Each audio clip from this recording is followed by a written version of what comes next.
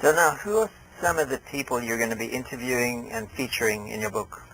Well, the critical example that we always go to are our own mentors, because those are the ones naturally who we've already come to know. So I mentioned Bob and Alice Evans, and these are two individuals who have really spent their lives working in this field of peace building. And so Bob and Alice will be featured. And then beyond that, we will, the same with Michelle's mentors at Aid to Artisans. And then beyond those, we are, at this point, exploring with a list of potential names. And incidentally, every conversation we have with someone, we usually walk away with 2 or 3 more suggestions. So it's a tentative list at this point, comprised of individuals across the sector, people who have worked in medicine, in poverty alleviation, in housing or in legal professions, in journalism, in mainstream businesses, all united by that common trait of being individuals who've devoted their lives to a commitment of social change. And we're looking at people who have made a global impact and really are well known, and people who have dedicated their energies more at a local community level and have created substantive change there that is sometimes or just more significant can be than sort of broad-based global efforts. Now, how do your peers view what you're doing? Well, it's funny because there's really 2 dynamics happening here, and if I can just add first on the other side of things, there's this older generation, and the fascinating thing is that so many of them across the board, those leaders in these different movements are about to retire. The Annie E. Casey Foundation did a study in 2000 of all of their grantees and found that 85% of the directors of those nonprofits were likely to retire by the end of '07. And what you have is the baby boomers and their immediate predecessors who are coming of age. And so as they're leaving, you have our generation, which is really poised to take the leadership of many of these movements. And there's competing research out there, and we've come across different angles on it. Some people say that our generation is apathetic and disengaged. What we prefer to believe is that there are many members of our generation that are searching to have an impact and that really deeply want to become involved. And so I think when Michelle and I canvass our peers to workshop the book project idea and to get ideas and to strengthen the project, by and large, the resounding response that we find is that among our peer group, we are a generation who is active and wants to contribute and has a lot of energy, and if anything, really needs help in both fostering more energy and also finding ways to direct it and actually figure out how to plug in. Would you say that most people in your generation are driven to make a lot of money? Or are you finding that there's now a trend away from this desire to accumulate wealth and more towards what you're doing? Well, it's interesting. I think that, there's lots of different forms of fulfillment out there. And luckily, over the past few years, this new view of social entrepreneurship has sprung up.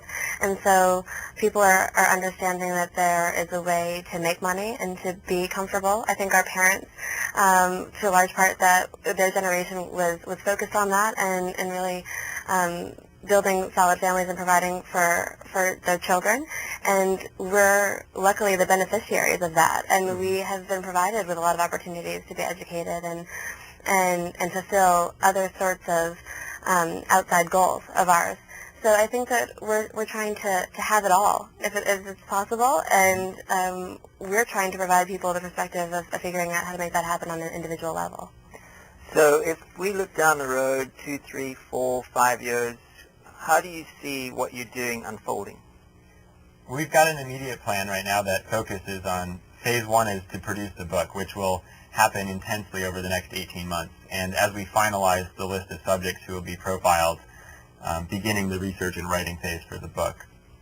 Phase 2 will be shortly thereafter a resource package and discussion guides and a toolkit, if you will, that allows people who read the book to uncover their own ideas, both in high school and college classrooms and in discussion groups and book clubs. And then phase 3 will be a website that's in a whole technology approach that will help users of the project find ways to become involved in their own community. So to go from inspiration to action, if you will. Mm-hmm. Beyond that, Michelle and I are both forward-looking people and have been called overly idealistic by some. So I guess our deeper instincts and desires would be that something really bigger could grow out of this, and that it would go beyond the book to really creating a movement of younger adults who are taking charge of many of these issues in our society right now, where there is an impending generational leadership gap. We would love to see that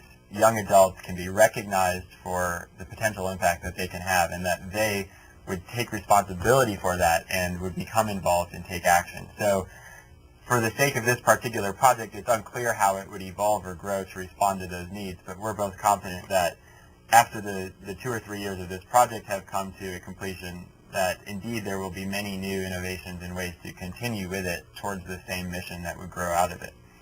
Now, do you have ways to measure the effectiveness of what you're going to be doing?